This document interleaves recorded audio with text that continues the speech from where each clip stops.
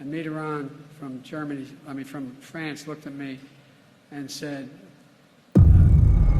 President Joe Biden faced another instance of a verbal mix-up during a recent campaign speech in Las Vegas, where he seemed to confuse French President Emmanuel Macron with the late former French leader Francois Mitterrand, who passed away almost 30 years ago. Reportedly, Biden was discussing an incident which occurred during the G7 leader meeting in Cornwall, England back in 2021.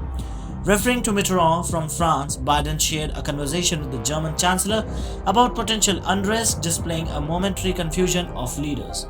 Reportedly, Biden said, "I was in the south of England and I sat down and I said, America is back." And then Mitterrand from Germany, France, looked at me and said, "You know what, why, and how long for?" He added, and I looked at him, and then the Chancellor of Germany stated, "What would you say, Mr. President, if you picked up the London paper tomorrow and the London Times had stated, 1,000 people break through the House of Commons?" President Joe Biden faced another instance of a verbal mix-up during a recent campaign speech in Las Vegas. Notably, Mitterrand served as the France president from 1981 to 1995 and died in 1996. The incident adds to a series of verbal slips-up by President Biden, including last year when he mistakenly referred to Vice President Kamala Harris as president during a White House event. He was also previously confused with Ukrainian President Volodymyr Zelensky, with Russian President Vladimir Putin addressing Zelensky as Vladimir. Vladimir and I shouldn't be so familiar.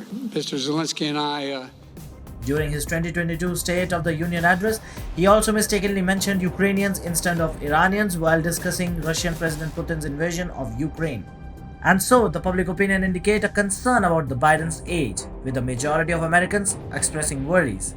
Despite this, the president doctor declared him healthy and fit for duty after a physical examination last year. If Biden secures a second term, he would be 86 by the end of his tenure.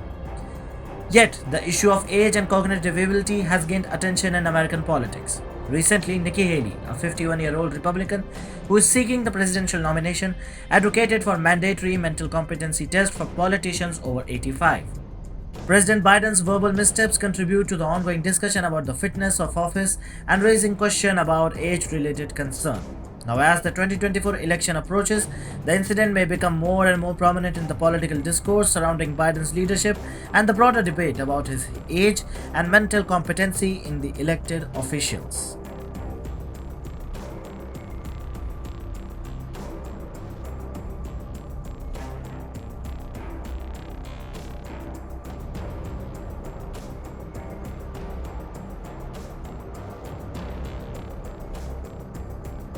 Subscribe to Oneindia channel and never miss an update.